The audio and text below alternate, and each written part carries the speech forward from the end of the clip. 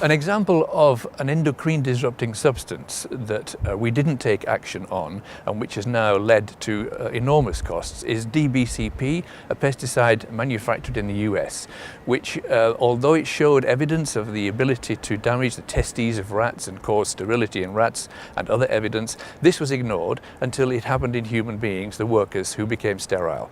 Following that, it was banned in America, but its use continued in the plantations, banana plantations of South America, where today we have literally thousands of people, workers, with reproductive problems as a result. And the third wave of damage that we created for ourselves by not acting early enough is the continuing contamination of the water in California, where it was widely used 30-40 years ago, but because of its persistence in the environment is now creating expensive problems for the water industry of California.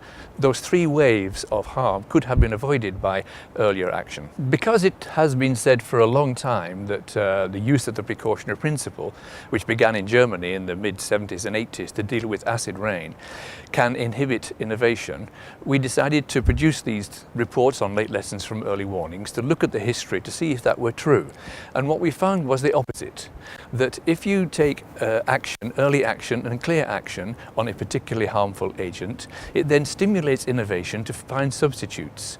We didn't do that for asbestos, we didn't do that for leaded petrol, we didn't do that for benzene until many years later. But when it was done, it immediately stimulated innovation. So those innovations we could have had earlier, decades earlier, if we'd acted earlier.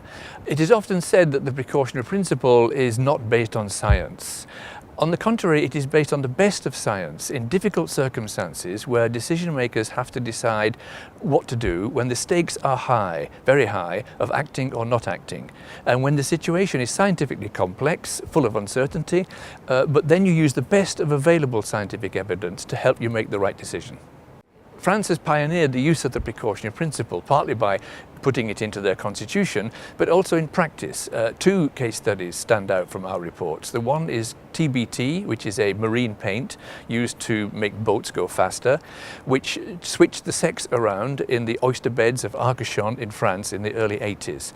France decided early on to use that evidence to ban TBT. They were way ahead of other European countries, but now there's a global ban on TBT. France was a couple of decades earlier than most other countries. And the evidence on which they took that decision under the precautionary principle has since strengthened greatly. The second example is more recent, which is the gaucho pesticide, which seems to play a role in the collapse of bee colonies and in their inability to produce the same amount of honey and so on. Whilst there are many causes of that, one does seem to be gaucho, and France took an early decision, because it was affecting French bees, in 1999 to ban the use of that on one crop and then subsequently on another crop. Now, 10 or 12, 15 years later, that evidence also has got stronger and other countries are doing the same, as well as at EU level.